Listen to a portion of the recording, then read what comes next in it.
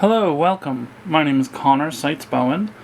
I also go by Pittsburgh Papercraft online, and these are a couple of aggressor marines from my Real Salamander Space Marine army. They're not finished. The bases specifically are very much unpainted. In fact, I don't think anything in this army is completely painted, but I've started to paint a lot of these guys. Guys is a generic term. They could be any gender. What's the deal with the Real Salamanders? These don't look like the kind of modified humans that the Emperor of Mankind put together as the defenders of mankind. Well, these guys have always existed. They're some alien sauropods, and they have lived on the other planet that the Salamander Space Marines inhabit, a moon that orbits a planet. These guys are on the other jungle moon. They've been watching from afar what these humans have been doing, and they have their own ancient prophecies of a immortal god king from an alien race, in this case some bipedal monkeys, humans, which might arrive and who might give out a kind of reasonable way to take over the galaxy and uphold truth, justice, and various principles and virtues. And they see what these humans are doing, and they want to imitate it. And what's interesting is that whenever they get tested to see if their gene seed's all out of whack and this is all heresy, it seems like they're like 200% on board with everything. They're more human than human. One suspects that perhaps even they were some secret project of the Emperor's, which we're only now hearing about and discovering. So that's the background of the Real Salamanders. They're just like Salamander Space Marines. The rule sets are the same, but the model kits are clearly the dinosaurs that live next door. And whatever weapons and armor they're able to put together. There's clearly not the same kind of genetic modification and organ replacement, but there doesn't need to be. You know, you don't need ceramite armor when you have crazy scales. So these are aggressor marines. There's 3 of them. Their names are Akmon, Kelmus, and Damnameneus. You might recognize those names as the names of some ancient Greek forge demons. They are also the words for, I think, force and flux. That's Akmon and Kelmus. And Damnameneus is maybe... It's been a while since I've thought about these guys. But let me bring some other friends on so that you can kind of see some other stuff going on. We, of course, this is going to be a Space Marine and his tactical squad. So let's get the tactical squad out there. Thank you, Aggressor Marines, for doing your thing. It's good of you to have been here. Alright. This is a great little tactical squad. Here's their lieutenant. So this is a Space Marine tactical squad. That's Sergeant Ikat Ika first. Sergeant Ikat Ika is named after a Jem'Hadar from Star Trek Deep Space Nine. Ikat Ika was the Jem'Hadar who was in charge of a prison where a bunch of Dominion War prisoners of war were being kept, and it was his duty to fight Worf to the death, or to defeat, and Sergeant Ikatika ends up essentially disobeying his superiors and turning to them, recognizing Worf's warrior spirit. He says something to the effect of, "I cannot defeat this Klingon.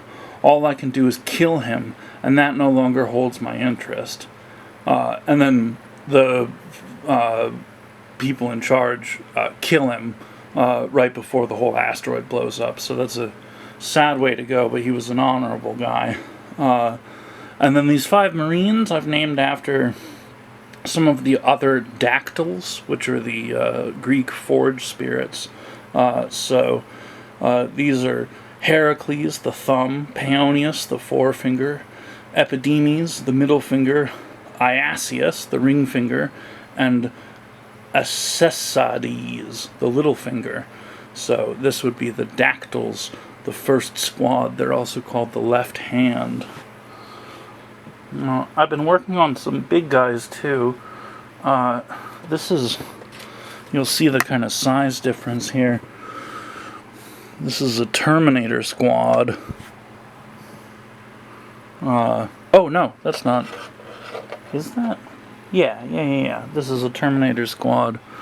These guys are big boys. We'll take the dactyls down.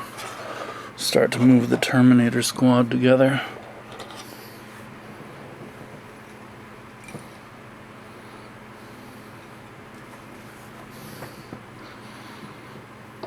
Yeah, so you know that these are Terminators because their bases are significantly wider than the regular Space Marine base. Yeah, here's a regular Space Marine. Oh yeah, of course. Gotta take the sergeant back.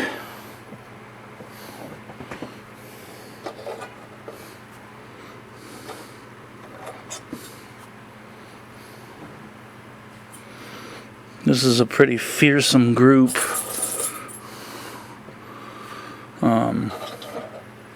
Kit-bashed from quite a number of different kits. I'm not quite sure that this guy is part of the Terminator squad. He might end up being for something else. He might end up being... Oh yeah, right. I think he's actually... I've put him in with the wrong guys. I'll take him out temporarily. So, Terminator squad. 4 of them.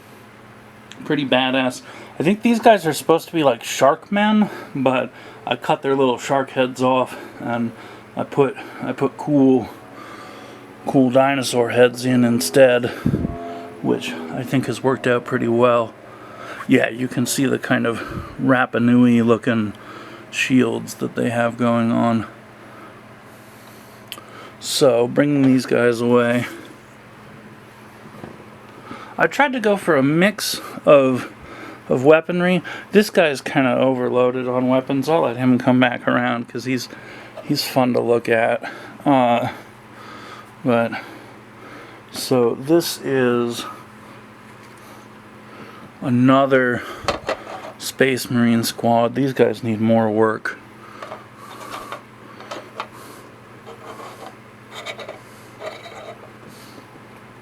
But I've tried to kind of mix up the weaponry.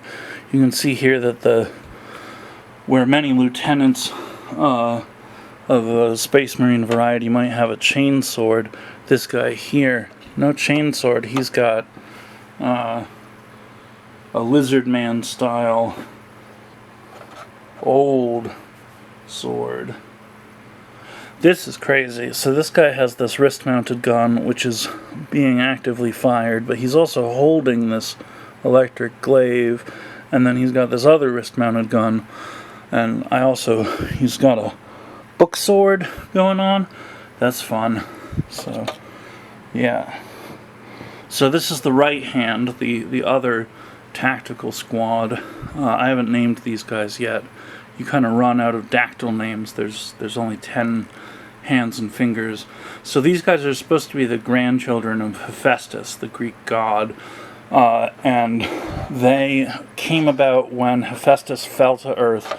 He landed on an island called Lemnos, which is just off of the Turkish coast. And as he was wandering around the Turkish coast and the peninsula there, at the bottom of the peninsula there, at the sort of middle top of the peninsula there is what eventually becomes Troy.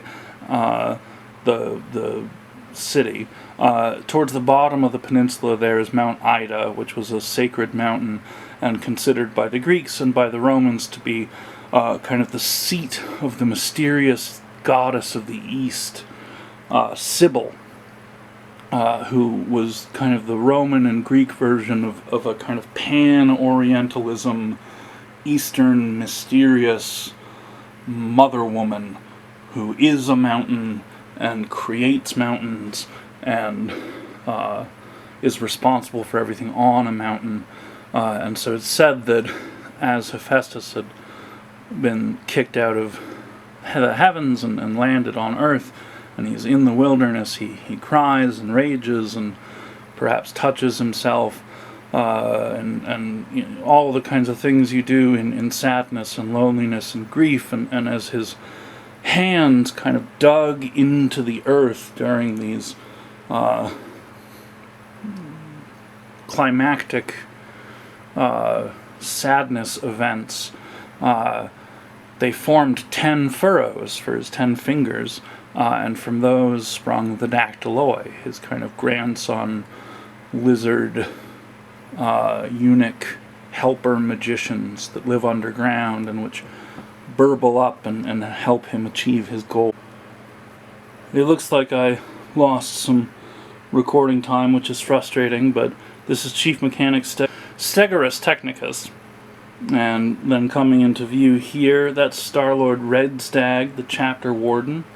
And then behind him, I'm going to turn this guy a little bit more, is his body lizard, Brother Gek, who protects the Star-Lord at all costs. These guys are not super well painted. I'm going to pause this now, and I'm actually going to go back and look and make sure that we didn't lose a bunch of footage. That would be very frustrating. Things look good. So from the highest folks in the chapter, actually down to the lowest, here's an aspirant. This is a young lizard man named Siege. He's an armor smith.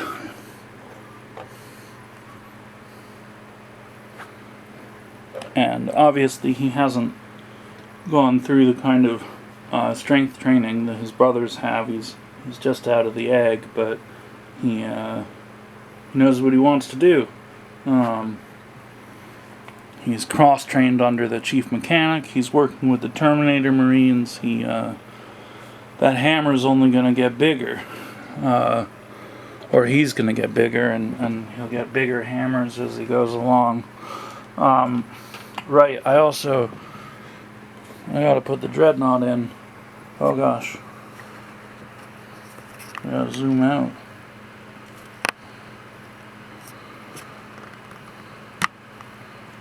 The dreadnought is so cool. So the dreadnought, I kind of custom built it out of snap ships and old Transformers toys. I think a bit of Optimus Prime in there. And then the sort of skeletal Triceratops that powers the whole thing. That's Minarch the Trench. That's a Triceratops extinction spirit that kind of runs the whole mech in the style of dreadnoughts. Even beyond extinction I serve. Which is an incredible thought. There's only a couple guys left. I wanted to do a kind of before and after. So that guy there is Raka. You could imagine that Raka is a kind of fantastical fantasy warrior lizard person, and he's got all the kit to do it. I had another copy of the miniature available, and so I was able to craft another Raka. This Raka has clear upgrades, you can see. I've added the pauldrons of a Space Marine. He's got a pistol instead of a spear. Yeah, the color scheme is different, but I wanted to show kind of how, in a practical way, you might take a fantasy figure and and modify it into a science fiction figure, which isn't tough. You add some science fiction bits, and you paint the particularly egregious, fantastical bits black. You know, that's not a turtle shell, that's a technical spike nebula. Oh yeah, some other individual friends.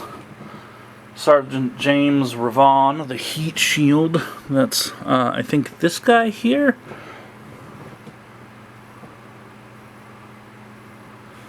And then this guy here. This is another aggressor marine with this amazing axe. This guy's name is Lycos, which is Greek for wolf spider, which is cool. I think that's everybody. I think that's the whole set. So, except for maybe an interrupted story about how Hephaestus created his grandsons, which was through both onanism and creating furrows with his fingers as he dug them into the earth. This might be the whole video. I might just stitch these couple of guys together and call it a day. So that's the Real Salamanders. A completely valid and licit Space Marine chapter. There's no bones about it. No heresy here. These guys are 100% ready to fight the alien, ready to destroy the heretic, ready to defend civilian lives at all costs, including their own lives. They raise dragons, they hunt dragons, they are dragons. They're so cool. Beyond extinction they serve. Have fun. Bye.